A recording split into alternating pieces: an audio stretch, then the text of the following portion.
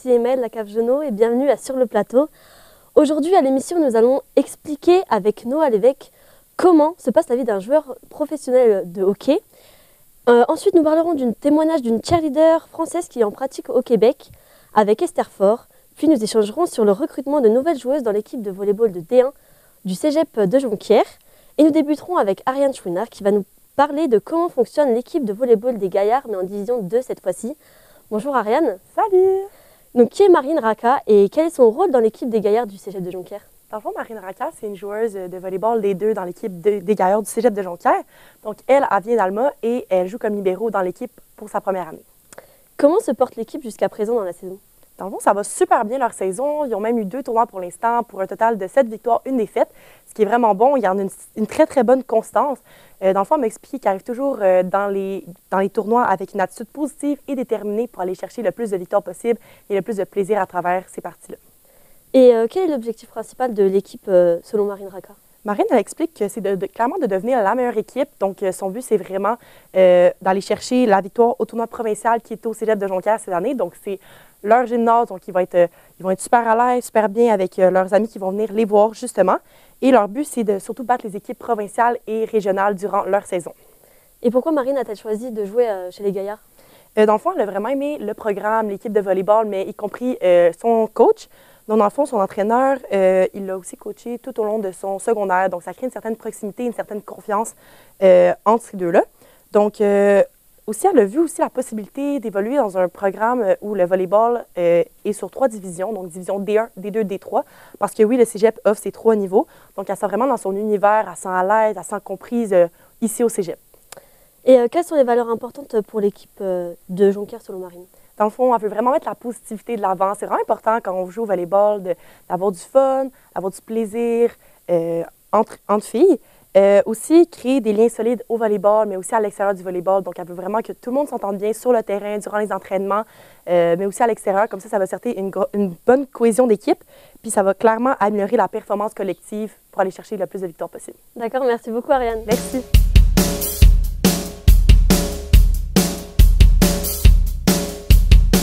Ce fut récemment annoncé, l'équipe de volleyball D1 du Cégep de Jonquière recrute localement. C'est ce que Océane Pilon va expliquer. Salut Océane. Bonjour. Tu peux nous en dire plus sur ce qui a motivé cette décision de recruter autant de joueuses locales? Oui, effectivement, l'équipe de volleyball Division 1 comptera 4 nouvelles recrues provenant du Saguenay. En recrutant ces joueuses locales, l'équipe mise vraiment beaucoup sur des athlètes qui connaissent déjà le programme puis la culture du club. En plus, ça permet aux athlètes de s'adapter plus facilement. De plus, ça permet aux joueuses de poursuivre leurs rêves en restant chez elles, proches de leur famille et en ayant un ancrage fort, ce qui est un atout pour leur développement personnel et sportif. L'une des recrues semble très enthousiaste à l'idée de rejoindre l'équipe. Qu'est-ce qui a été déterminant pour elle dans sa décision de rester au Saguenay? Oui, j'ai eu la chance de parler avec Maggie Robert, justement, une des recrues pour la saison 2024-2025. Elle était vraiment ravie de rejoindre l'équipe, puis sa décision n'a vraiment pas été difficile. Pour elle, elle voulait absolument rester jouer au Cégep de Jonquière et rester près de sa famille. Ce qui la rassure également, c'est la relation de confiance qu'elle a déjà créée avec son entraîneur qui la coach depuis tout son parcours. Et ces nouvelles recrues semblent avoir un certain avantage par rapport aux joueuses qui viennent d'autres régions. Tu peux nous en parler un peu? Oui, absolument. Les 4 joueuses locales ont un avantage distinctif puisqu'elles pratiquent déjà 1 fois par semaine avec l'équipe. Ça facilite la transition entre le secondaire et le cégep.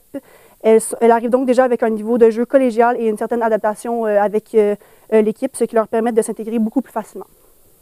Comment ce recrutement de joueuses locales influence-t-il la visibilité du Cégep de Jonquière et du volleyball au Saguenay? Oui, recruter localement, ça permet d'augmenter la visibilité du volleyball au Cégep de Jonquière, mais aussi le volleyball dans la région du Saguenay. Ces jeunes athlètes locales comme Maggie sont des ambassadrices qui montrent que le CVS, le club de volleyball Saguenay, est un club d'excellence et ça attire l'attention sur les joueuses et la qualité de ces athlètes. D'accord, merci beaucoup Océane.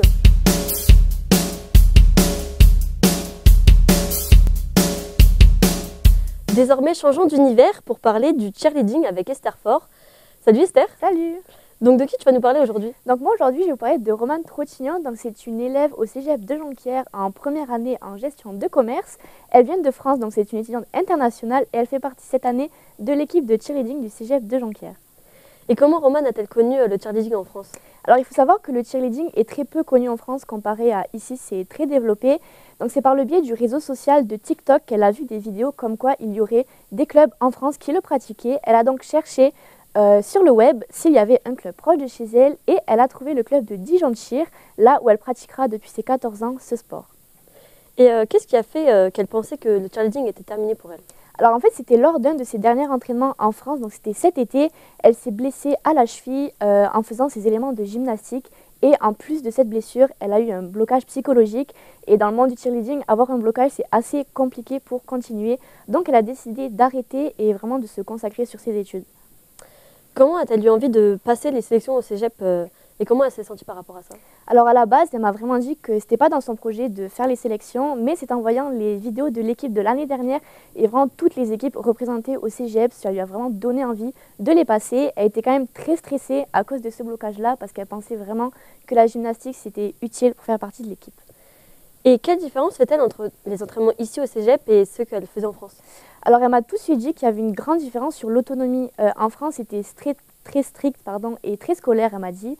Et ici, c'est vraiment de l'autonomie, de l'entraide entre toutes les filles, entre les coachs. Il y a beaucoup d'écoute et il y a une très bonne entente au sein de l'équipe. D'accord, merci beaucoup Esther. Avec plaisir.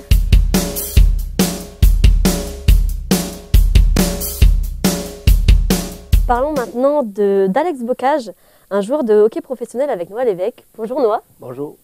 Donc d'où vient Alex Bocage et comment a-t-il découvert le hockey? Dans le fond, Alex Bocage est né en Allemagne et il a découvert le hockey grâce à son père qui jouait dans une ligue professionnelle là-bas.